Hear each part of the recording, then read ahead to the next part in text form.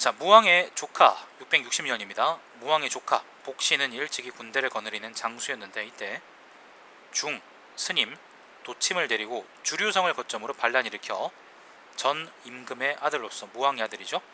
무왕의 아들로서 무왕의 아들 아닌가? 무왕의 조카잖아. 아, 무왕의 조카네.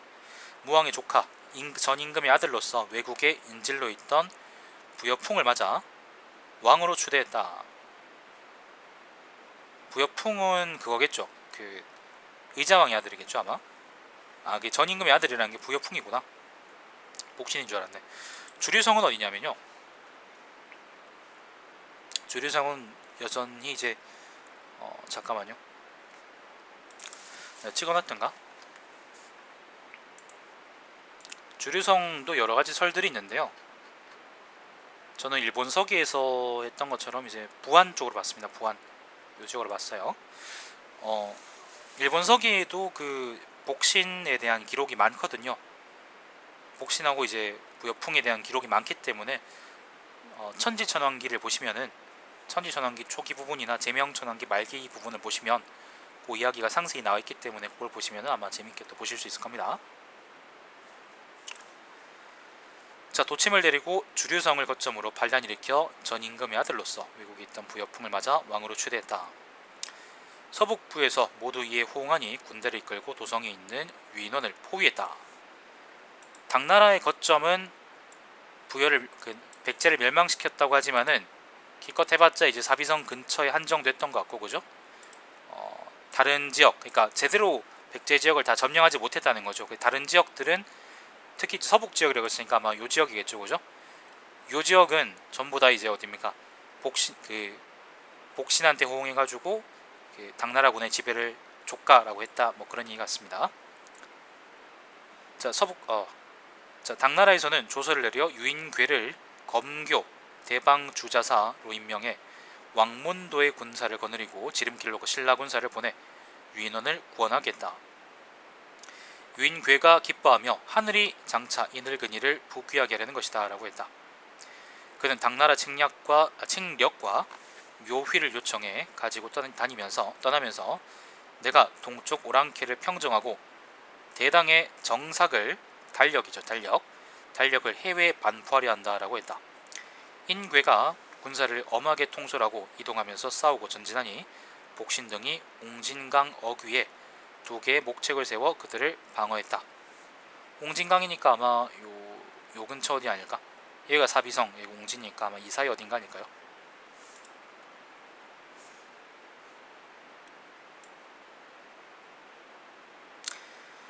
자, 인괴가 신라 군사들과 탑세에 공격하니 우리 군사들이 퇴각해 목책 안으로 들어와 강을 저지선으로 삼으니 다리가 좁아 물에 빠지고 전사한 자가 1만여 명이었다.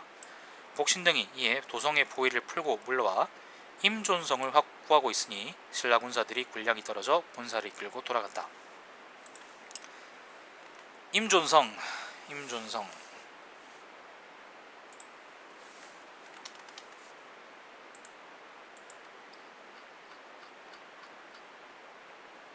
자, 임존성은 여기, 그 다음에 여기는 옹진성, 여기 사비성입니다.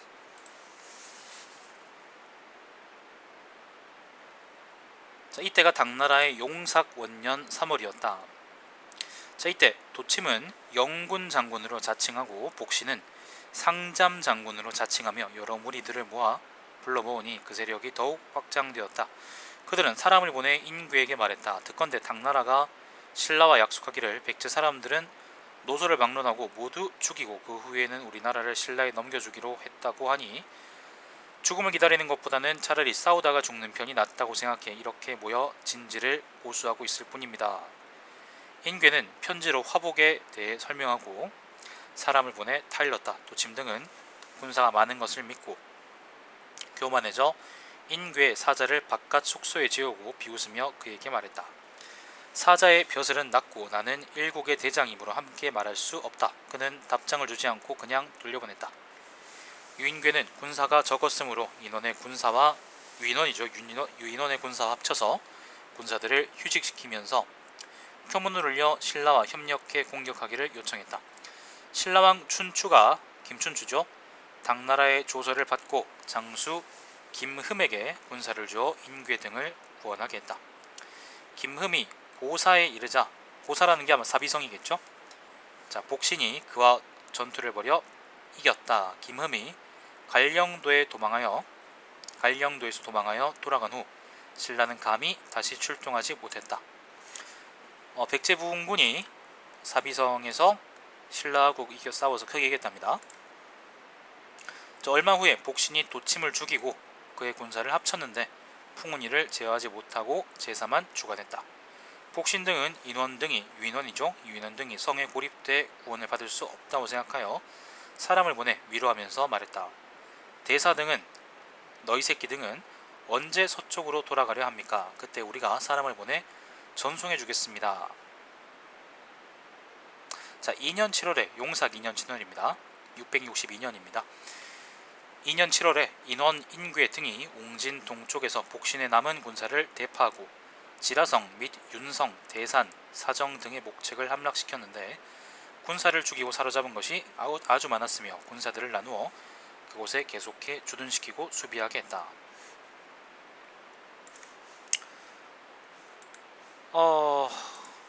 이때 당시에 지라성은 여기고요, 사정은 여기고, 사정성은 여기고, 윤성은 어디더라? 윤성도 어디 있었었는데? 윤성은 여기고요. 그리고 대산은 어디냐면은 여기네요. 그러니까 요 지역, 대전 근처 지역이죠. 대전 공주 지역하고 그 다음에 부여 지역, 그러니까 요 북쪽, 요 지역, 금강 하류 부근 지역의 거점들을 당군이 점령했답니다. 복신이 패했대요. 네, 들어가세요.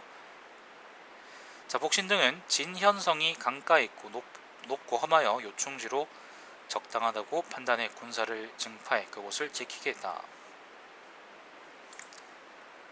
진현성은 어딜까요? 진현성은 여기 대전 남쪽이랍니다. 자, 유인괴가 밤에 신라 군사를 거느리고 성에 가까이 접근해 새벽에 입성해 800명의 목을 베어 죽이니 마침내 신라에서 오는 군량 수송로가 소통되었다. 인원이 증원병을 요청하니 당나라에서 조서를 내려 치주, 청주, 내주, 해주, 요건 다 산동지방입니다. 요 지역의 군사 7,000명을 징발하고 좌위위 장군 손인사에게 이 군사를 주어 바다를 건너 유인원의 군사를 보충하게 했다. 이때 복신은 이미 권력을 독차지하여 부여풍과 서로 질투하고 시기하게 되었다. 복신은 병이 들었다는 구실로 굴 속에 누워서 풍이 문병하러 오기를 기다려 그를 죽이고자 했다. 풍이 이를 알고 신복들을 거느리고 복신을 급습해 죽이고 고구려와 외국에 사신을 보내 군사를 요청해 당나라 군사를 막았는데 손인사가 중도에서 이들을 맞아 쳐부수고 마침내 인원의 군사와 합세하니 군사의 사기가 크게 올랐다. 이때 모든 장수들이 공격의 방향을 의논하는데 어떤 자가 가림성이 수륙의 요충지므로 먼저 처벌해야 합니다 라고 하니 인괴는 병법에는 강한 곳을 피하고 약한 곳을 공격해야 한다라고 했다. 가림성은 험하고 튼튼함으로 공격하면 군사들이 상할 것이고 밖에서 지키자면 날짜가 오래 걸릴 것이다. 주류성은 백제 소굴로 무리들이 모여있으니 만일 이곳을 쳐서 이기게 되면 여러 성은 저절로 항복할 것이다. 이에 손인사, 유인원과 신라왕 김범민이 바로 문무왕이죠. 육군을 거느리고 나아가고 유인괴와 별수, 두상과 부여용은 수군과 군량 실은 배를 거느리고 웅진강에서 백강으로 와서 육군과 함께 합세해 주류성으로 갔다. 백방어귀에서 외국 군사를 만나, 외국이라는 게 이제 외놈들이죠. 원숭이들을 만나 네 번 싸워 모두 이기고 그들의 배 400척을 불사르니 연기와 불꽃이 하늘로 오르고 바닷물도 붉은 빛을 띄었다. 이게 바로 백강전투라고 합니다. 백강전투가 아마 기벌포, 아마 금강하고 어딘가 할 겁니다. 이때 왕인 부여풍은 탈출에 도주했으므로 거처를 알지 못하게 되었는데 어떤 사람은 고구려로 달아났다고 말하기도 한다. 당나라 군사들이 그의 보검을 노획했다. 왕자, 부여충승, 충지 등이 부여풍의 군사를 거느리고 외놈 군사들과 함께 항복하고 지소신이 혼자 남아 임존성에서 버티며 항복하지 않았다. 임존성은 아까 여기였죠. 예산 쪽입니다. 처음에 흑치상지가 도망하여 흩어진 무리들을 모으니 열흘 사이에 따르는 자가 3만여 명이었다. 소정방이 이들을 공격하니 상지가 이들과 싸워 이기고 다시 200성을 빼앗으니 정방이 이길 수 없었다. 흑치상지는 별부장 사탁상여를 데리고 험준한 곳에 운거해 복신과 호응하다가 이때 이르러 모두 항복했다. 배신자 새끼 인괴가 그들에게 진심을 보이며 그들로 하여금 인존성을 빼앗아 그들 자신의 성의를 나타내는 기회를 갖게 하려고 갑옷과 병기, 군량 등을 주었다. 손인사가 말하기를 그들은 야심이 있어 믿기 어렵습니다. 만일 그들이 무기와 곡식을 얻는다면 이는 그들에게 도적질을 하는 방책을 제공하는 것이다 라고 했다. 인괴가 말하기를 내가 상여와 상지를 보니 그들에게는 사택상여하고 흑지상지겠죠. 그들에게는 충심과 지모가 있다. 그들에게 기회를 주면 공을 세울 것이니 무엇을 의심할 것입니까? 라고 했다. 두 사람은 성을 빼앗으니 지수씨는 처자를 버리고 고구려로 달아났으며 잔당들도 모두 평정되었다. 손인사 등이 군사를 정돈해 돌아가니 당나라에서는 조서를 내려 인괴로 하여금 그곳에 주둔하며 수비하게 했다. 전쟁의 여파로 집집마다 영락하고 시체가 풀더미처럼 쌓여 있었다. 유인괴가 이때 처음으로 명령을 내려 해고를 묻고 호구를 등록하며 촌락을 정리하고 관리들을 임명했으며 또한 도로를 개통하고 교량을 가설하고 제방을 수축하고 저수지를 복구하며 농업을 장려하고 가난한 자들을 구제하고 고아 노인을 양육하게 했으며 당나라의 사직을 세우고 정삭과 묘휘를 반포하니 백성들이 기뻐하여 각각 자기 집에 안주하게 되었다. 당나라 황제가 부여용을 웅진도덕으로 삼아 귀국하게 해서 신라와의 오래된 감정을 풀고 나머지 무리들을 불러오게 했다. 사실상 이제 요때가 백제부흥군이 망했을 시점인데 요게 664년인가요? 이게 662년이군요. 662년에 이르러서야 웅진도덕부가 제대로 이제 일을 하게 되는 거죠. 그 이전까지 뭐 좆도 아닌 거지 뭐. 백제부흥군에 대해서 잠깐 말씀드리면은 일단 아까 백제 멸망부분 읽을 때 제가 말씀드린 것처럼 아마 백제군이 제대로 의자왕의 지휘 아래 소집되기 전에 그죠? 의자왕이 어이없이 포로로 잡혀버리면서 아마 백제군도 갈 길을 잃었다가 일시적으로 복신하고 도침이 군사를 일으켜가지고 주류성, 저는 부안으로 왔습니다. 주류성을 중심으로 운거하니까 그때에 이르러서 부여군이 그 백제군이 쪽이죠. 나머지 백제군들이 아마 도침이나 그 어디입니까 복신 중심으로 모인 것 같고, 그리고 그 이후에 이제 임존성이나 뭐 등등 지역이 전부 다 이제 요 지역에 호응하거나 아니면은 그러니까 복신에 호응하거나 혹은 이제 복신이 함락시키면서 그죠? 사실상 당나라군은 웅진도덕부는 사비성이 갇혀있는 형국이 됐고 아무 도덕부로서의 기능을 제대로 못했다라고 말씀드렸죠, 그죠?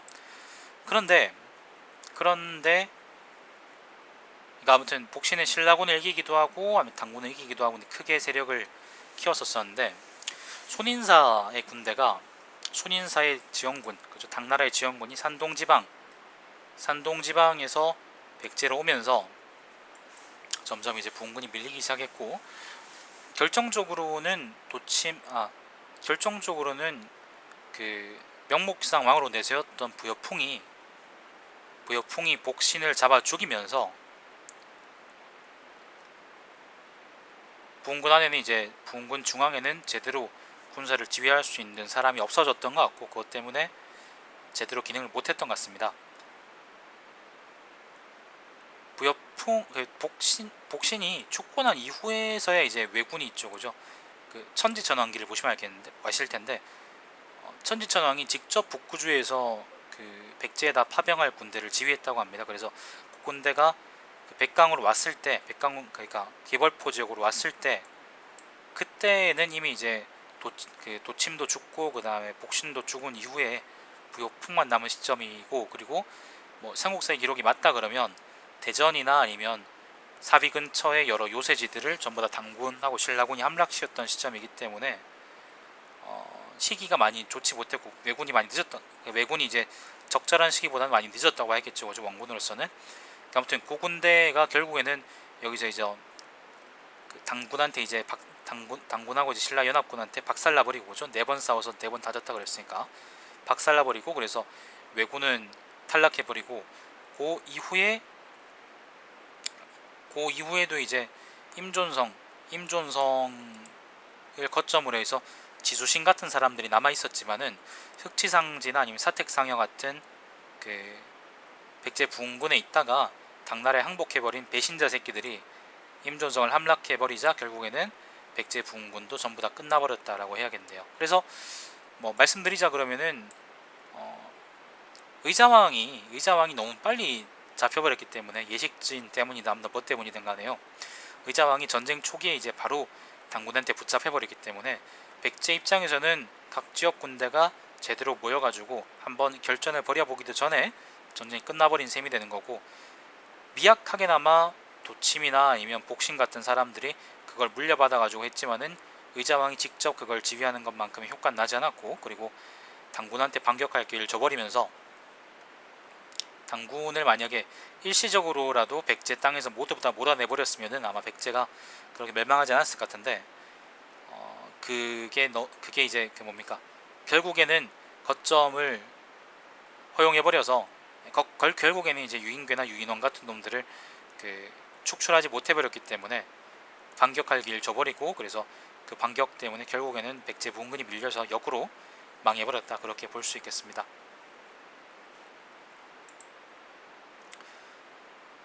불운의 연속입니다. 불운의 연속. 도침하고 그나마 이제 도침하고 복신이 군대를 거느리고 각 지역을 떨어뜨리고 다닐 때는 좋았는데, 만약에 손인사가 보내온 그거 있잖아요, 그 산동에서 온 원군을 막을 수 있었다면 이야기가 많이 달라졌을 텐데, 그러지 않았기 때문에 결국에는 백제군으로서는 극복하지 못했던 게 아닌가, 그런 생각이 듭니다. 멸망 기사와 같이 좀 많이 아깝습니다.